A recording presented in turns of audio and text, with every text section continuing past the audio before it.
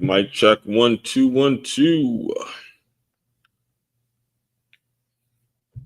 We are live. Facebook, we are live. All right.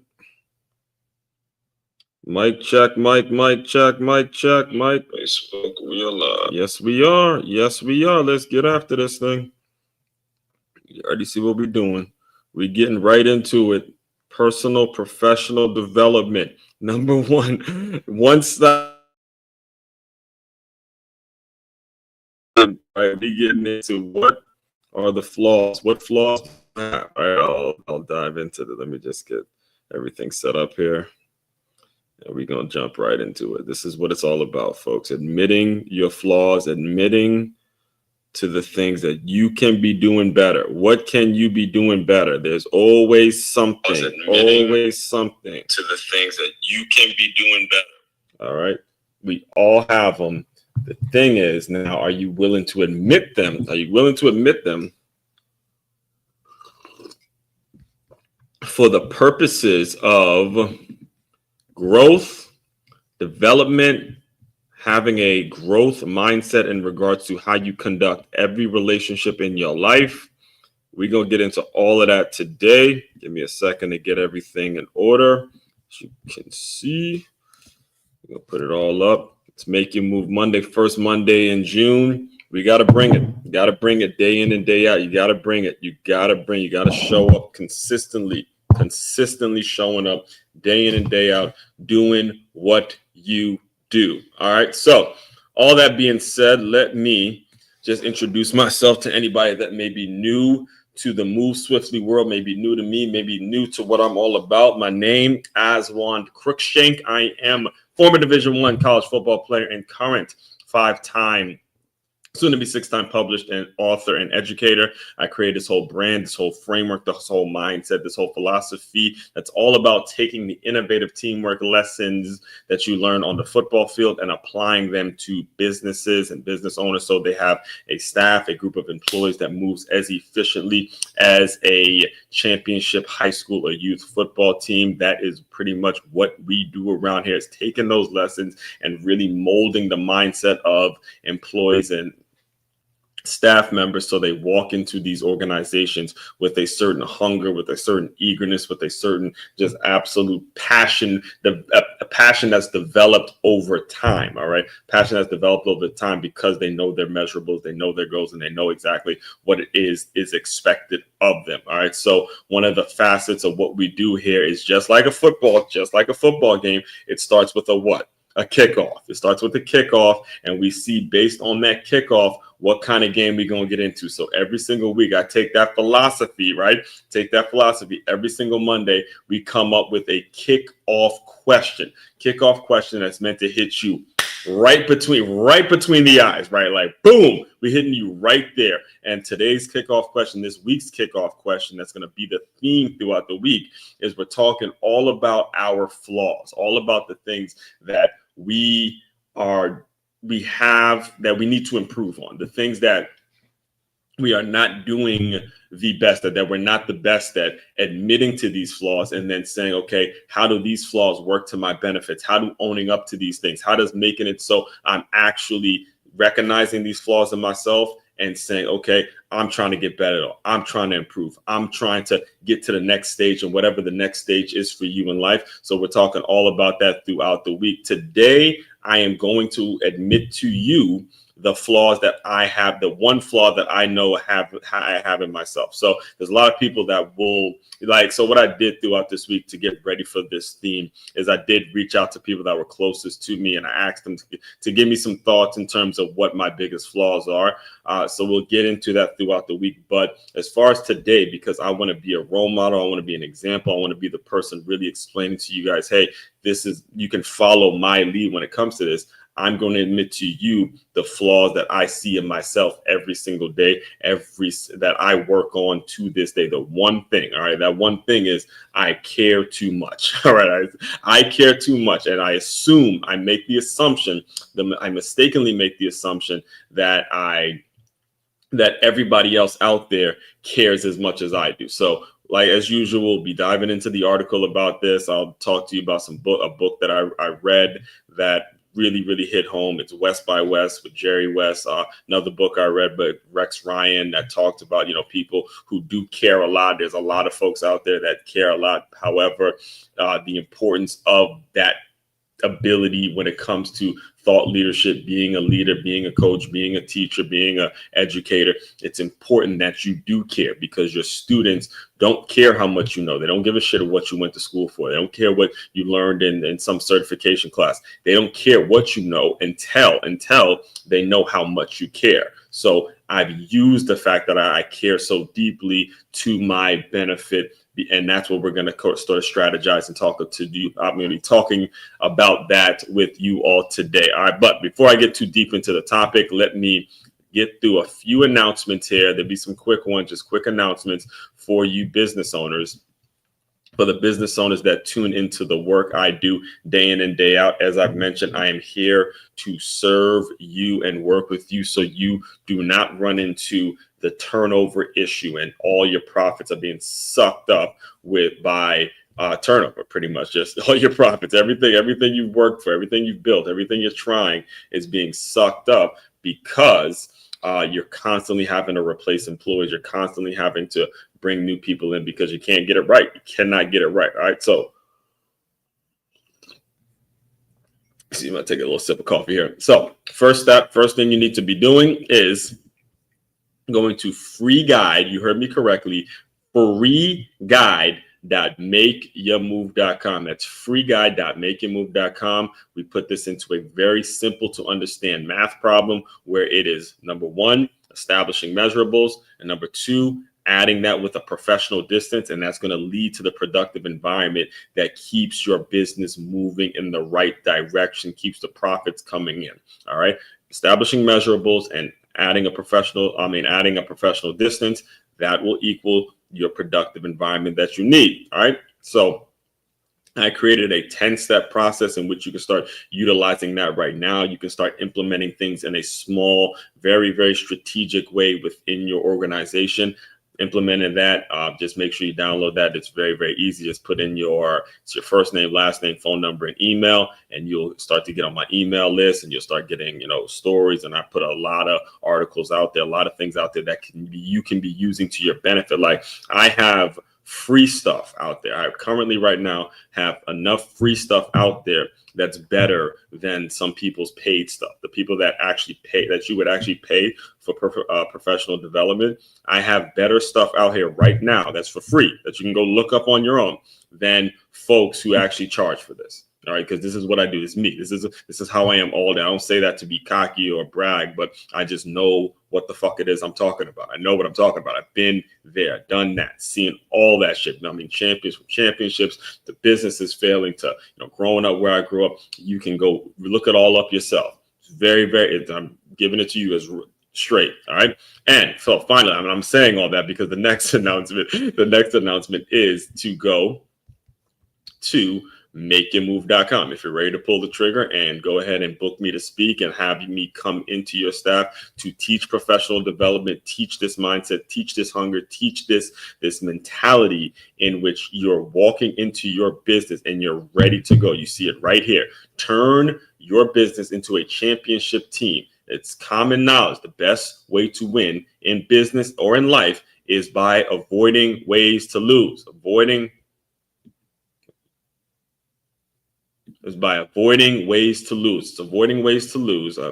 Whether you just started a new business or you've been in business for quite some time, there's no getting around the need to hire or outsource certain elements of your organizations so things can run as efficiently as possible.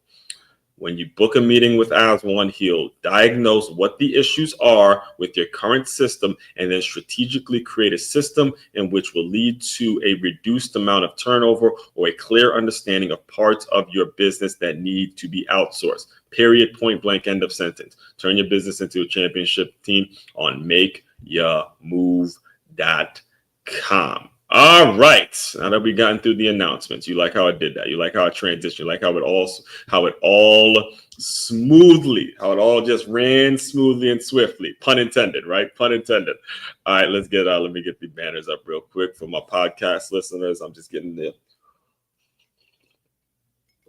banners up and everything visually ready for my LinkedIn folks, my folks on Facebook, my folks on YouTube. Shout out to my folks on LinkedIn. Man, shout out to my folks on LinkedIn. I appreciate you. It's probably if I had to pick a platform that's the biggest, obviously I'd go YouTube, but LinkedIn has been really, really kind to me, seeing the engagement and the kind of people that are on LinkedIn, the kind of like strangers that come and comment on my stuff and, like and comment and reshare stuff. I truly, truly, truly appreciate my LinkedIn folks. Not to say I don't appreciate you Facebook folks or YouTube folks, but LinkedIn, I'm telling you, man, LinkedIn is the spot. And the crazy thing is, this was a new LinkedIn account. This LinkedIn account was new because the one I previously got hacked. It got hacked. I believe that term is it got hacked. And now it won't happen this time because I created the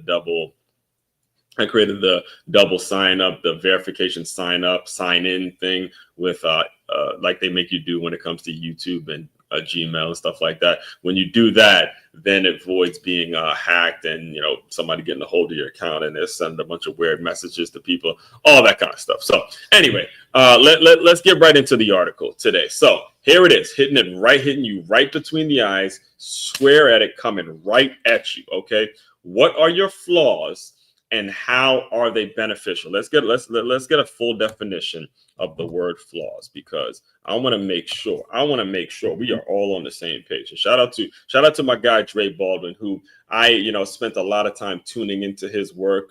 And one of the things that I really did pick up, one of the many things I picked up on, is he'd always give definitions to words. He'd always make sure, hey, let's make sure we're on the same page. Let's understand what the definition is. And then we're going to move forward with how we're going to dive into the topic. All right. So flaws, by Google definition, is a mark, fault, or other imperfection that mars a substance or object.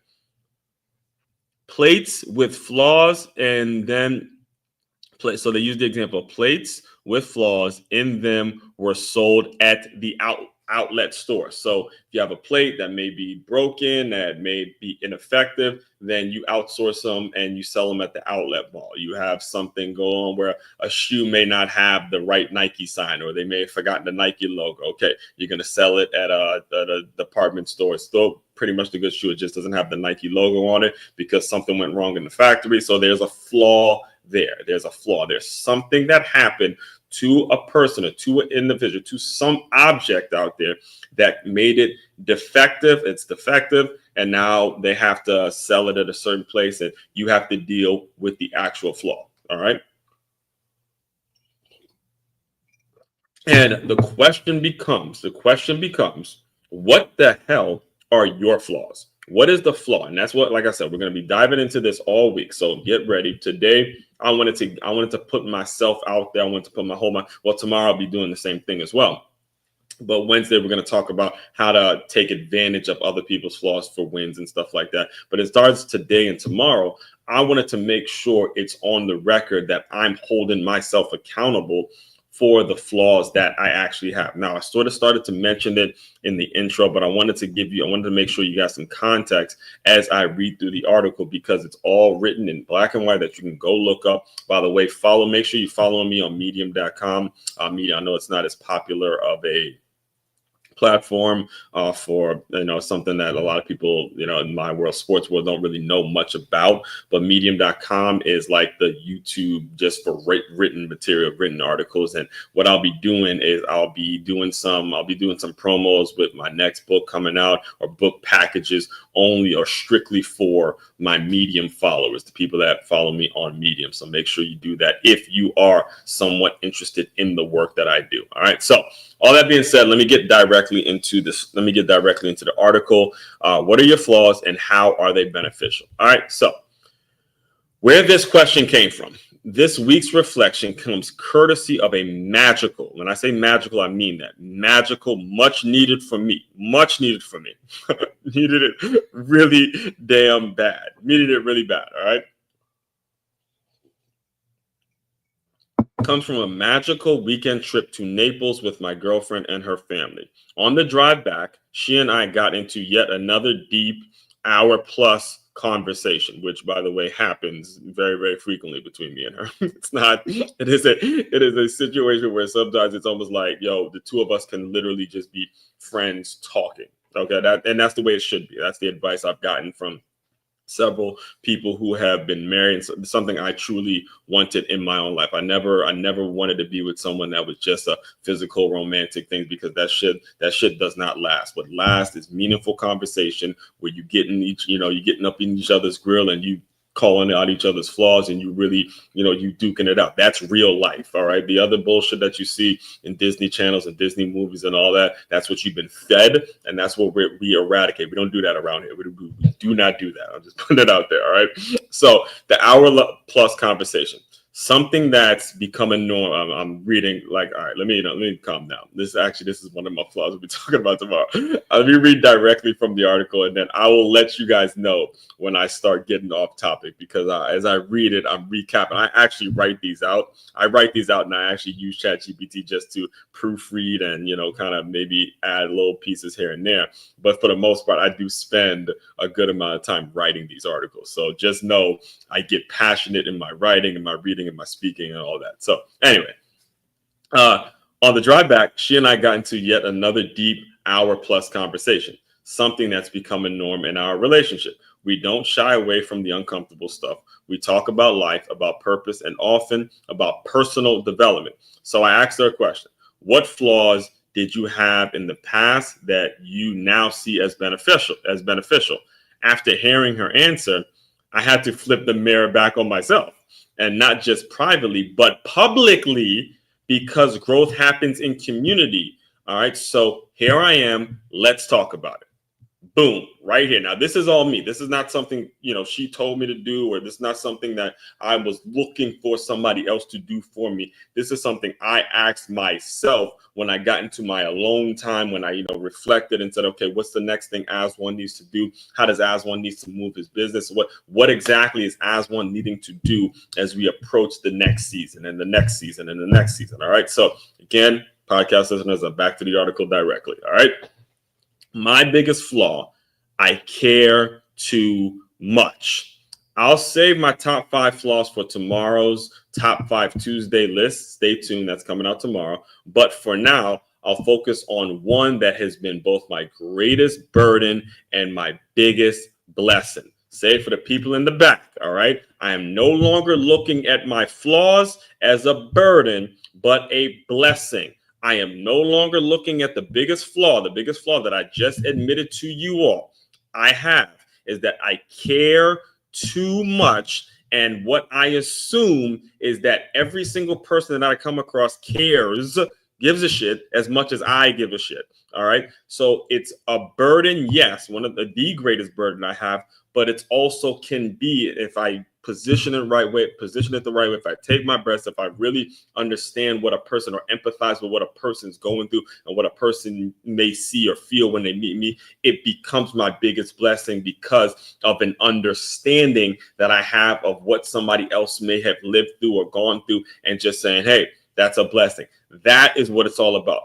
Biggest burden can become your biggest blessing if you put the focus on. If you focus in and just remove yourself from your own head for 2 fucking seconds, all right, and see the way somebody else thinks, and you say, okay, let it go. Let it go. Let it go. Say it with me, guys. Let it go. Let it go. Because I know I'm talking to some of you all right now. And I want to say it to you. Let it go. Let it go. I know some coming in your head. There's that forgiveness. There's that, somebody did you this and they did you what. Let it go. Let it go. Okay. Let it go. Let it go. All right. Let it go. All right. Back to the article. Let it go. All right. So I care too much. One of my favorite sports autobiographies is West by West by the late, great Jerry West. He opens the book with a line that hit me like a lightning bolt. My greatest weakness by far is assuming everyone cares as much as I do. That quote has been metaphorically stapled in my brain ever since. And before I go further, though, I want to make sure you guys understand when I read that book. I was 20. I was approaching my 25th birthday, 24 to 25, right? It was over 10 years ago now. And I had literally had this idea, this great idea of starting a minor league football team in Ocean City named the Ocean City Sharks. Some podcast listeners, I have it right here in my book. I have it right here in my second book, Make Your Move. Let me show you real quick. This was the logo. This was everything right here. The Ocean City Sharks. It's still here. It's why you see OC Sharks on my email. So people that still email from OC Sharks, I still have it because it's a reminder of how great the idea was. The idea was to put a minor league football franchise in the island of Ocean City, of the city of Ocean City, Maryland, named the Ocean City Sharks, and have it be a feeder for whether it's the Ravens, whether it's the Redskins, or whether it's the Eagles. Just be a feeder franchise to especially those Northeast teams, the spring football franchise. As you can see, there's the UFL and shit like that, where it's being horribly run because it's already on TV. I wasn't talking about creating something that was going to get a lot of TV time, but more so a lot of opportunities for trainers and, nutrition folks that want to develop. You come right out of school as D2, D3, or FCS guys. You give it 2 or 3 seasons. If you're not good enough for the league, boom, move on, figure out what the hell it is you want to do with your life. But only for that specific group of guys where the contracts were going to be based on what the NFL was going to offer. I had assumed everyone cared. I had assumed that everyone gave a shit about how broken the NFL scouting system is. I assumed everyone gave a shit about that. All right, I had graduated. You understand? I graduated from Stony Brook University the year that the NFL had the lockout. So it's the longest word stoppage in the NFL. I wanted to coach in the NFL. I wanted to scout in the NFL. I wanted to, be a part of one of these franchises. My goal was to work with one of the 32 franchises. And I saw a broken system, and I took the initiative to go and create something that would have helped with that broken system. All right. I assumed everyone cared. So obviously I bought the book West by West with Jerry West, and I was in Ocean City, at the boardwalk by myself, knowing no one. The ideas all over the place. I quit job. I didn't have an income. I didn't have anything. The only thing I had was the car that I was sleeping out of that eventually got repossessed. So I was really at my credit score, it's a 400. I mean, the way my mother describes that particular time, she looked at me, it's like, you she goes, you fucked. You fucked. You are fucked. All right. F-U capital C-K-E-D. Would I change it? Absolutely not. One of the greatest moments of my life, one of the greatest experiences I've ever had. One of the reasons that the flaws that you see in me, this excessively frugal, this excessively focused, this excessively detail-oriented person that understands the value of just having a fucking dollar, and just the value and the appreciation of squeezing every single penny out of, just squeezing it, because this is how bad it was. I didn't have enough money to pay my own damn phone bill. So I would be sleeping in these parking lots, and one of those parking lots had a payphone. So I'd have to go on my laptop there's a local library, and I'd email my mom, say, I'll be at the payphone by, let's say, 3 p.m. She'd call the payphone, she'd check up on her son, make sure he was still alive. And there'd be times where I'd actually be excited because I actually was getting people to show up. I was actually getting things together when it came to the team. You had a school that was able to let me use it for free. Everyone I talked to loved the idea. I joined the Chamber of Commerce in Ocean City. It was all set up. But the biggest flaw, and I'm giving it to you as raw as uncut. There's a lot of people listening that I understand that you assume that the idea was something that a lot of people would care about. They didn't give a shit about the NFL needing a feeder system. They didn't care about the things you cared about. So that's where I had to learn a hard and incredibly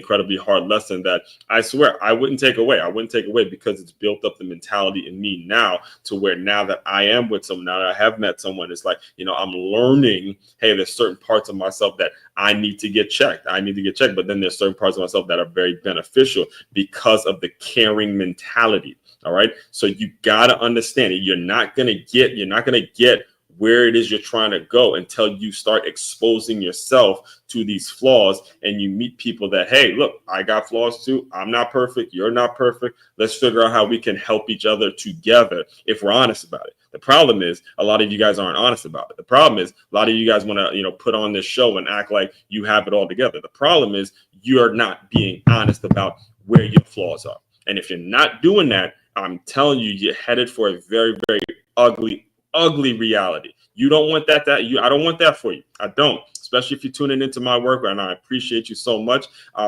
Do not walk that road of acting like you just have it together. Even if technically you do. Let's say you have the amount of money in your account that you want. You have the car you want. You got the woman you want. You got the family you want. You got the house you want. Let's say you have it all together. Still develop the mentality of, hey, it's something I can improve on, something I could do. Because even if all that's together, that's for the day. Tomorrow is another story. The next day is another story. The next day is the weather comes. There's a hurricane. There's this happened. Always be preparing. Always have the preparation mindset. Just go back a couple weeks ago when I did a whole week-long episode, a whole week-long theme about being a proactive problem solver, proactively solving a problem before the shit comes up, because they're gonna come up. We know it's gonna happen. Problems are inevitable. Change is inevitable. Shit fucking happens. All right, it happens. Are you prepared for it to happen? That's the mentality. All right, that's what it's all about. And so I went off on the tangent there. Let me get back. Let me get a sip of coffee because I'm going off. I know. It happens. It happens on the show. All right, so the quote, back to the article for my podcast listeners. That quote has been metaphorically stapled in my brain ever since. When you're someone who genuinely cares about people, outcomes, effort, legacy, it can feel like a curse in environments where apathy runs up rampant. You get labeled as intense, sensitive, or overinvested. But I've come to see this trait as a filter. It filters out people who are just going through the motions. And it helps me align with those who are driven by something deeper. All right. So I just explained to you. Now we're kind of transitioning here. We're moving to another phase. All right. Hey, these are my flaws. These are the things that I know these are the marks. These are the things that I have that can become a detriment to me. But here we go. They're to my benefit. I'm going to use them to my benefit because I recognize them. It's just I actually was yesterday. It was a park. I was parked. And I was backing out. No, I was front park. So I was driving slowly, but I couldn't see my blinds. I couldn't see the car coming from because I was parked next to like a big pickup truck. So I was pulling out and did it slowly. And as you see the car coming, he stopped because he sees me. He stopped first, and then I stopped. And then it was like, ooh, okay. Avoid the accident because there's a flaw. It's the same thing when it comes to life. If you recognize your flaw first and you are encountered or move into a situation or you're in a scenario where this flaw now is going to be approached or exposed, let's make sure we address it by explaining and being open and honest and transparent enough to say, hey, this is what I struggle with. Let's work together. Let's be honest with each other. Let's make sure you're not just going through the motions and end up eventually crashing and burning, because that's what the fuck is going to happen if you don't start talking about it and getting it out. I don't give it. You got to get it out in some kind of way. You got to get it out because people don't know what they don't know. You just don't know what you don't know. You don't know what's going on in a person's head. You don't know what a person actually lived through. You don't know what a person actually had to do to get to the positions that they're at. So you got to make sure you're expressing this in your words and your communication, so they do know, so that stuff does not cause such a ruckus. All right. So now let's get back to the article, folks. Let's get back to the article. Podcast listeners, I'm going back to the article. So How this flaw serves me today. As I've grown, I've started attracting people who match my intensity, people who care, people who want to move, people who want to build. And that's where the power of flaws comes full circle. Because when you use your so-called weakness as a tool for discernment, it becomes an asset. Let me say it again. For the people in the back, make sure you're tuned in. All right, tune it on in. I don't know where you're listening to this from, but get your ears nice and close to wherever it is you're listening to it from. All right. When you use your so-called weaknesses as a tool for discernment, it becomes an asset to you. Your so-called weaknesses and recognizing where your flaws are, recognizing all of that, you use them as a way of discerning yourself and discerning certain things. Now it becomes your asset. There's a great quote that the legendary Warren Buffett at one point, he was the richest man in the entire world. Warren Buffett said, one of these videos, and I used to watch a ton of his videos. In fact, I read the snowball effect. You know, all you need in life is one little snowball, push it down the hill and have it attract and it starts to build. So I read that. But so Warren Buffett once said, when it comes to him investing and his investing and how he goes about his mentality when it comes to investing, is he says, look, the stuff I don't know, I just stay away from that. I stay away from that. Because when it comes to my philosophy about investing, he got the stuff I don't know, I just stay away from that. I stay away from stuff I don't know. I invest in the stuff I do know, all right, and what I know is going to build, what I know is going to create return, and then we move forward. That's the power. That's what I mean when I say, you know, using your weaknesses as a tool for discernment. Now it becomes an asset because you just know what your abilities are, what you need to be staying away from. So let me explain. Going back to the article, I'm going to explain from my own life now and what I've set up within my own business. In my work as an educator at the Center for Creative Education in West Palm Beach, most of the students I teach don't have consistent male role models in their life. And the fact that I care too much, that's exactly what makes me valuable to them. All right. That's just the truth. And this isn't just the Center for Creative Education. This was back when I was a high school football coach, and most of the students, pretty much virtually, I'd say maybe 2 or 3 dads would show up to the games. All right. I had a dad that couldn't stop. I mean, he was known at my football games, right? So I was crying, but it was just a few dads that would show up at the games. And, you know, when we're talking football now, this is something that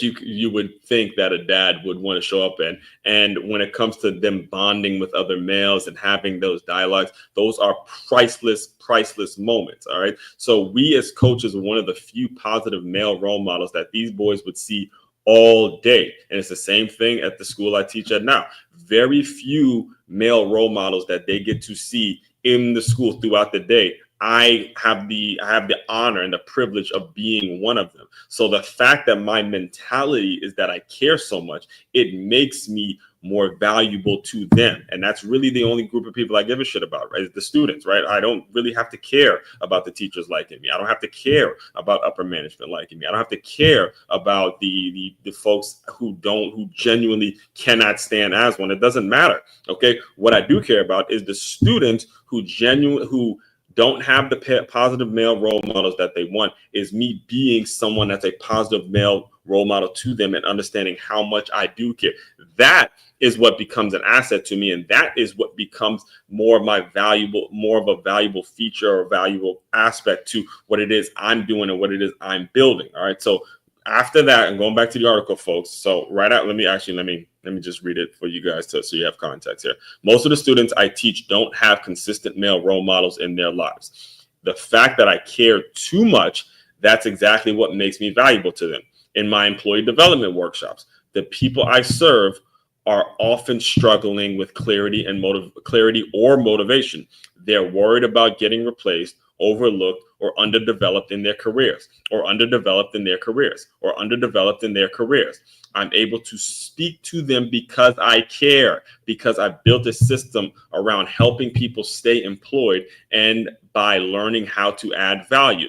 If you're going to be, again, my main offer is employee development workshops. I'm going to be offering employee development workshops. I'm going to be offering that stuff. Then the people need clarity or motivation, and they're very underdeveloped within their own organizations. Then that happens very, very frequently. And in my personal life, I'm dating an incredible woman who has kids from a previous marriage. I've seen that dynamic play out firsthand with my own sister. My own sister lived through this. All right, my own sister lived through this, and I'll never forget the legendary. Let me see how much time we got. All right, I won't play the. Let me see if I should play this scene. So there's a legendary scene in the movie Jerry Maguire. It's Rod. If you're a sports movie person, then you know what I'm talking about. It's the movie where it's like he ended the movie with Jerry Maguire, but Jerry Maguire's portraying Drew Rosenhaus and Tom Cruise. Yeah, Tom Cruise. Tom Cruise is the star. He's starring with Renee Zellweger or something like that. And, Renee Zellweger is the single mom, and Tom Cruise is playing the sports agent that just leaves his job to go start up his own thing. Renee Zellweger, goes with him. She leaves the job with him because of some passion, but she has a son. And she takes this risk. With Jerry Maguire, who's played by Tom Cruise, and he doesn't have an income at all because he just left the agency, and now he has to build up his own business. So she's working with him to do that, and he's all passionate. And if you're a sports movie person, go watch the movie. But anyway, so the scene that I'm referring to when I say this, and I'll move on to it quick because my girl didn't know I was gonna do this, so I'm gonna keep it like I gotta make sure I'm keeping it, not giving too much information here. But the scene I'm referring to, and it's not necessarily about her per se. It's really about everyone out there who's ever had to be single and, had struggled with being single because of responsibilities and it having to be a tough thing, because there's a lot of you guys that I serve that I've worked with throughout the years, whether it's my time as a high school football coach, whether it's my time as a trainer, it's my time now as an educator. It's multiple people. It's not really just about one person when it comes to this. But there's a scene where Jerry Maguire is thinking about moving forward with this woman who is so supportive of him and his business and what she's about, but she is a single mother, right? She's, raising a little boy. And he asks Rod Tidwell, who's the one player that he's representing, he goes, "Can I ask you a question that has nothing to do with football?" And he goes, "What, do you want to be friends now?" And then Jerry Maguire says, "What do you know about dating a single mother?" And he goes, "Plenty. I was raised by a single mother." And he goes, "Yeah, because I'm thinking she's going to leave me because after this, I can't bring in any money right now. And she has to think about what's best for a kid, yada, yada, yada." And then Rod Tidwell goes, "You love her?" And then Tom Cruise goes, How do I know? And then Rod Tidwell goes, "What you mean, how you know? You know when you know. You know when you know." And he goes, "I've been, hanging out at her place a lot. I like the kid and all that." And then, Rod Tidwell stops him. He goes, whoa, wait, right there. That's bullshit. No, it's bullshit. All right. And this is the quote that has stuck in my mind years before I met my girl. I knew I would watch this just literally religiously, because again, the movie was kind of about what it is I wanted to do in terms of agents and sports agents and all that. But anyway, Rod Tidwell tells him, being a single mother, that's a sacred thing. That's no joke. And if you're going to get serious with it, if you're going to go move forward with it, if you're going to really be about it, you got to commit and you got to tell her and let her know. If you're having your doubts, it is absolutely irresponsible of you not to say anything and just sort of play this off as if it's some, little fling that you're meeting at a strip club. And that mentality, that approach, that is something that has absolutely been beneficial for me, because I've learned the fact that I care so much. And my flaw, like I said, I mentioned, care so much about a lot of different things.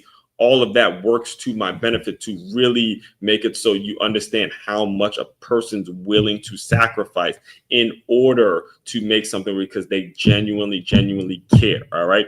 And I'm reading directly from the article now, guys. That scene wasn't just cinematic. It was truth. The kind of truth you live when you've seen it up close. The kind of truth you carry when you care deeply, not just about the person in front of you, but the full context of their life. caring too much and making it count. So yes, I'm reading again, going directly to the article because I see I'm coming up on my 45-minute mark of talking. So caring too much and making it count. So yes, caring too much has cost me in the past. I've been burned, misunderstood, exhausted. But over time, experience sharpens emotional intelligence. You learn how to direct your care, when to pull back, and how to keep your heart open without getting taken advantage of. When that happens, your flaw turns into your superpower. Come on, somebody, let's say it to the people in the back. When that happens, your flaw turns into your superpower. Your superpower. Your superpower. Your flaw. The things that the derail you, and the things that used to be something that you could not get over, it turns into your superpower. When you start to make it, when you start to make sure you recognize it. And if you stay the course, keep failing, learning, growing, and repeating, the right people will see your expertise and for what it really is. Earned wisdom. You have not heard that anywhere. I want you to pretend like you've heard that anywhere. Earned wisdom. Earned. Let's go to the meaning of wisdom. Right now, we'll close you out with the meaning of wisdom, because earning wisdom, earning it is a completely different thing than just throwing the term wisdom out. Earning your wisdom is a completely different thing. Wisdom, the quality of having experience, knowledge, and good judgment, the quality of being wise. Listen to the words of wisdom. You got to earn it, man. You got to earn it. Everything you do, you got to plain and simple earn it. The reason that Jerry West is the person that I had to headline this article with is because when I read his story, and he was open and honest and transparent enough to let anybody that's willing to listen know, hey, you want to break into sports as one, you want to be this figure, you want to be this person, this is the layout, this is what you're going to have to do, this is what you're going to have to deal with. All right. And so once you read a person's autobiography and you see them now on TV and you see them doing their dealings, I thought so much about him with Kobe and the Lakers legacy and what he created, the late Kobe Bryant and the Shaqs and all what he's built, what he was a part of. There's a reason that guy right there that you're looking at on the screen, he's the logo for the National Basketball Association. They used his picture for the logo. And I'll close you out with that image. Jerry West, logo man. He's the logo. He is the logo for the National Basketball Association. All right. That is how big of a deal he is. And that's why for me, it's like, hey, coming from the DMV, being into it, wanting to be in sports, loving basketball more from a spectator's perspective. I'm like, yo, just reading it was like an amazing experience, man. And that's what you got to do. You have to go out and seek it. If you don't go out and seek it, if you don't make sure you're seeking the wisdom and seeking these things, you will not get there. All right. So all that being said, again, we're just getting started here. Next week, we're going to get into the top five flaws, top 5 things that I went and I called my mother, I called my girl, I called the people that know me the best, and I asked them to really, beat my ass a little bit, get at me, to let me know what I'm doing wrong, because I want to be constantly improving. I know what my role is. I know what my business, I know what the business is. I know what it serves. I know all of these things are so important. So I wanted to hear that. So tune in tomorrow as I break you down with the top 5. And then Wednesday, get ready, because we're going to start to put the opposing. I'm going to start as one of my superpowers is I'm going to start using the game of football to recognize flaws in the other team. And when you recognize the flaws in the other team, then you pull out the victories. You pull out the most unlikely victories, the greatest experiences of your life when you go in there and this team is expecting to win, and all the reporters are ready to write it off and say, okay, that team wins. But you come in, you recognize the flaw, and you took advantage, boy.